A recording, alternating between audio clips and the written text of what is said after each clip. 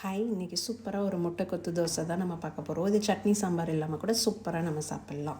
இதுக்கு ஃபர்ஸ்ட் ஒரு கடாயில் எண்ணெய் ஊற்றிக்கோங்க. அது கூட 2 பட்டை, 2 கிராம்பு, பிரியாணி மொக்கு அண்ட் பிரியாணி லீஃப் இதெல்லாம் போட்டுட்டு நான் 3 ஆனியன்ஸ் எடுத்திருக்கேன். அதை ஃபுல்லாக நல்லா வதக்கிக்கோங்க. கொஞ்சம் சால்ட் ஆட் பண்ணிட்டோம்னா நமக்கு சீக்கிரமே வதங்கிடும். வதங்கினதும் 3 தக்காளி, கொஞ்சம் கார்லிக், கொஞ்சம் ஜிஞ்சர், பச்சை மிளகாய் இது எல்லாத்தையும் கட் பண்ணி போட்டுக்கோங்க. கொஞ்சம் வதங்கினதுமே ஒரு 2 table spoon of coriander powder and 1 table spoon garam masala and காரத்துக்கு ஏற்ற மாதிரி சில்லி பவுடர் இதெல்லாம் ஆட் பண்ணிவிட்டு கொஞ்சம் ஹாட் வாட்டர் போட்டு நல்லா வேக விட்டுருங்க. நல்லா வெந்ததுமே சென்டர் பண்ணி நான் ஒரு 5 எக்ஸ் ஏற்றிருக்கேன்.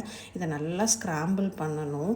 இது நல்லா ட்ரை ஆகணும் நமக்கு. அப்போ தான் தோசையில் போட்டு நம்ம சாப்பிட்றதுக்கு நல்லாயிருக்கும். கொஞ்சம் பெப்பர், கொத்தமல்லி தழை போட்டு நல்லா வதக்கி எடுத்து வச்சுருங்க. இப்போ ஒரு தோசை பேனில் நல்லா தோசை ஊற்றிட்டு நல்லா ட்ரையாக இருக்கணும் இந்த எக் பொடி மாஸை. இதை ஃபுல்லாக